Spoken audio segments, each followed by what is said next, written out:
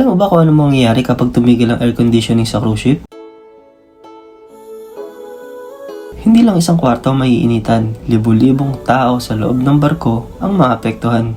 Passengers, crew, restaurant, hallway, halos buong barko. Kaya isa sa mga trabaho namin dito sa cruise ship na siguraduhin na hindi mangyayari yun. Isa ako sa mga maintenance crew ng barko at isa sa mga ginagawa namin araw-araw ay ang pag-check ng air handling units o AHU. Ang mga unit na ito ang responsable sa pag-distribute ng malamig na hangin sa iba't ibang parte ng barko. Cabin, restaurant, lounge, koridor. Kaya mahalaga na siguraduhin na maayos ang operation ng bawat unit. Kaya ngayon, pupunta tayo sa isa sa mga panroom ng barko. Dito matatagpuan ang ilan sa mga air handling units. Dito nagsisimula ang distribution ng hangin na pumupunta sa iba't ibang parte ng barko. Kapag nag-check kami ng AHU, hindi lang basta tingin, may mga bagay kaming kailangan siguraduhin. Una, chine-check namin kung may abnormal noise ba ang unit. Kasi kapag may kakaibang tunog, posible may problema sa pan, bearings, o motor. Pangalawa, sinisigurado namin na tumatakbo ng maayos ang pan motor. Ang motor ang nagpapaikot sa pan na nagtutulak ng hangin sa buong system. Kapag tumigil ang motor, walang airflow. Pangatlo,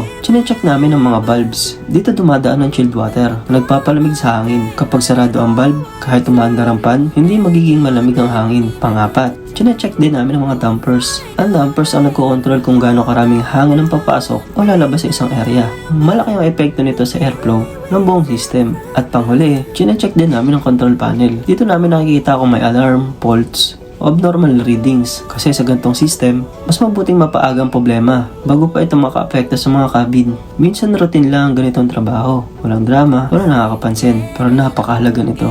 Kasi isang maliit na problema sa system pwedeng makaapekto sa maraming tao sa barko. Sa cruise ship, maraming trabaho ang hindi nakikita ng pasahero. Hindi nila nakikita ang mga pan rooms. Hindi nila nakikita ang mga system na nagpapatakbo ng barko. Pero, sa bawat malamig na cabin, sa bawat komportableng lugar sa barko, may mga crew na nagtatrabaho sa likod nito. Ganito ang buhay sa cruise ship. Hindi lahat ng trabaho nakikita, pero lahat mahalaga.